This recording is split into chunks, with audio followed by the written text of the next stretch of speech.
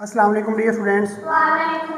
बेटा आज के इस लेक्चर में हम एक्सरसाइज 1.11 को शुरू करेंगे। इसका क्वेश्चन नंबर 1 जिसकी स्टेटमेंट ये है, which number are perfect cube. हमने चेक करना है, ये हमें क्वेश्चंस गिवन है, इनमें से चेक करके बताना है कि कौन सा नंबर परफेक्ट क्यूब है या कौन सा नंबर परफेक्ट क्यूब नहीं है। इसका मेथड तरीक़ेकार बेटा ये है, आपने जो भी नंबर आपको गिवन होगा उसको फैक्टराइज कर लें।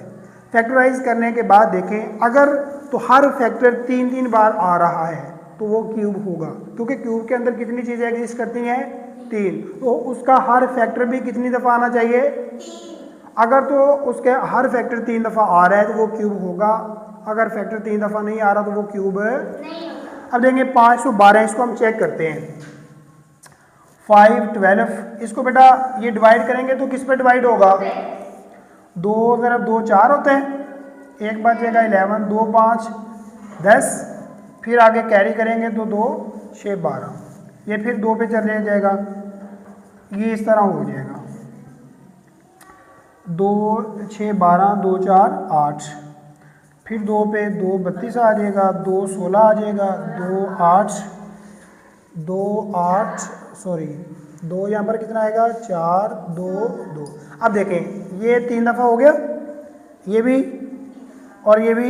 इसका हर फैक्टर कितनी दफ़ा आ रहा है, इसका मतलब है ये वाला जो नंबर है 512 ये परफेक्ट क्यूब है। समझ आ गई है बात। इसी तरह आप इसका पहले लास्ट पार्ट चेक कर लेते हैं। 7 29, ये बेटा 3 पे डिवाइड होगा, किस पे डिवाइड होगा, अब देखिए 3 2 6, 1 कैरी 12, तो 3 4 12 एंड 3 3 9, 3 8 1 3 27 3 9 3 3, ये देखें 3 दफ़ा हो गया, ये भी 3 कितनी दफ़ा हो गया है, तो ये देखें दोनों जो फैक्टर हैं कितनी दफ़ा आए हैं, 3 दफ़ा। इसका मतलब है ये वाला नंबर भी क्या है, परफेक्ट क्यूब है।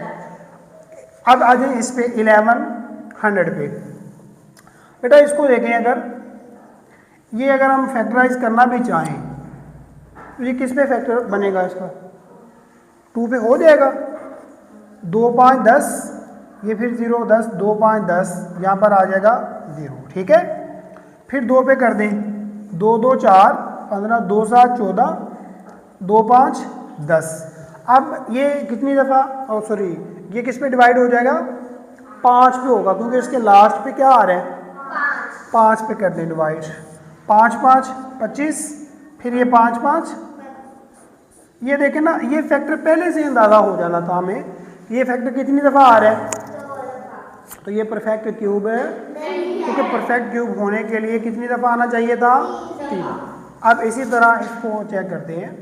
ये बेटा एक जो मल्टीप्लिकेशन होती है ना प्राइम नंबर्स की, ये उसकी मल्टीप्लिकेशन से है, ये 19 पे होगा, ठीक है। अगर आप इसको 19 पे करेंगे तो यहाँ पर इसका 361 जवाब आ जाएगा, ठीक है, वो आप करके चेक कर लीजिएगा। फिर अगेन इसको 19 पे करेंगे तो 19 का क्या हो जाएगा, 361। अब ये देखें ये कितनी दफ़ा आ रहा है, 19 3 दफ़ा आ रहा है, तो इसका मतलब है ये भी क्या है, परफेक्ट क्यूब है। जी बच्चों, नेक्स्ट क्वेश्चन नंबर 2 है एक्सरसाइज 1.11 का। इन क्वेश्चंस का हमने क्यूब रूट फाइंड करना है। जिस तरह अभी मैंने आपको बताया, क्यूब का मतलब होता है किसी भी नंबर को 3 दफ़ा आपस में मल्टीप्लाई करना, तो क्यूब रूट उसका उलट हो जाएगा। जिस तरह हमने स्क्वायर में ये किया था कि 2 दफ़ा मल्टीप्लाई करते थे, और स्क्वायर रूट में ये किया था कि स्क्वायर रूट के नीचे अगर कोई रकमें 2 दफ़ा हों तो उनको 1 दफ़ा लिखते हैं। अब क्यूब रूट के अंदर ये होगा, फर्स्ट ऑफ ऑल इसकी जो नोटेशन है बेटा वो ये होती है, उसी तरह स्क्वायर वाली बना के, लेकिन इसके ऊपर अब लिखा होगा 3, क्या लिखा होगा, और इसको हमने पढ़ना क्या है, क्यूब रूट। इसका मतलब ये होगा कि इसके नीचे जो रकमें 3 दफ़ा होंगी उनको हमने इसके बगैर 1 दफ़ा लिखने हैं। समझ आ गई है बात। अब क्वेश्चन पे मूव करते हैं। फर्स्ट ऑफ ऑल इनकी फैक्टराइजेशन करेंगे हम। अब देखिए 729 को अगर फैक्टराइज करते हैं तो ये 3 पे होगा, 3 2 6, 3 4 12, 3 9, 3 8 24, 3 27 81, 3 9 27, 3 3 9 बस। अब बेटा देखें, ये इस तरह हम लिखेंगे। हमने जब इसका क्यूब रूट फाइंड करना है ना, तो इसको इस तरह लिख देंगे 3 cross 3 cross 3, again cross 3 cross 3 cross, और इनके ऊपर क्या आ जाएगा, क्यूब रूट। अब ये 3 से हमें पता चल जाना चाहिए कि जो रकमें 3 दफ़ा होंगी उनको बाहर लिखना है।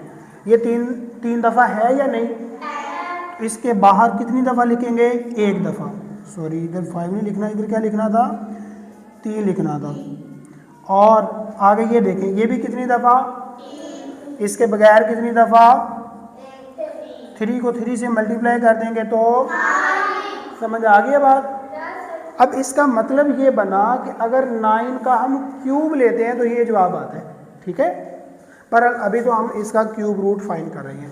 इसी तरह दूसरे पार्ट पे आ रहे हैं। अब इसके लास्ट पे 5 आ रहे हैं तो ये 5 पे ही डिवाइड होगा। 5 3 15, फिर 5 1 5, यहाँ पर बन जाएगा 12, 5 2 10, 2 बचेगा 25, 5 5 कितना होता है 25, फिर ये 5 पे हो जाएगा, 6 5 30, 12 बन जाएगा, 5 2 10, 2 25, 5 5 25, 125 5 होता है 625, 25 5 125 5। ये भी देखें कितनी कितनी दफ़ा आ रहा है। इसको भी आपने बेटा उसी तरह लिख देना है, 5 cross 5 cross cross 5 cross 5 cross 5। ये 3 दफ़ा आ रहे हैं तो बगैर इसके 1 दफ़ा। ये भी कितनी दफ़ा, ले जी 5 को 5 से मल्टीप्लाई कर देंगे तो जवाब क्या आ जाएगा, नेक्स्ट इस पे आ रहे हैं। इसके लास्ट पे क्या आ रहा है 4, तो ये किस पे डिवाइड होगा, 2 6 12, 1 कैरी 18, 2 9 18 एंड 2 12 24, फिर ये 2 पे हो जाएगा, 2 3 6, 2 4 8, 1 कैरी 11, 2 5 10, 1 कैरी, तो 2 6 12, 2 17 एंड 2 28, फिर 2 पे चला जाएगा, 2 8 16, 2 6 12, 2 4 8, 2 4 8, 2 32 64, 2 2 4, 2 16 32, यहाँ पर आ जाएगा 2 10 20, 2 8 16, 2 5 10, 2 4, ये आ जाएगा 2 27, ये फिर 3 पे चला जाएगा, 3 9 एंड 3 3। अब देखें, मैं अब इसको इसके अंडर नहीं लिखता, वैसे लिखता हूँ। ये कितनी दफ़ा आ रहे हैं, 3 दफ़ा, तो इनको लिखेंगे कितनी दफ़ा, 1 दफ़ा। कितनी दफ़ा लिखेंगे, ये कितनी दफ़ा आ रहे हैं, लिखेंगे कितनी दफ़ा, ये कितनी दफ़ा आ रहे हैं,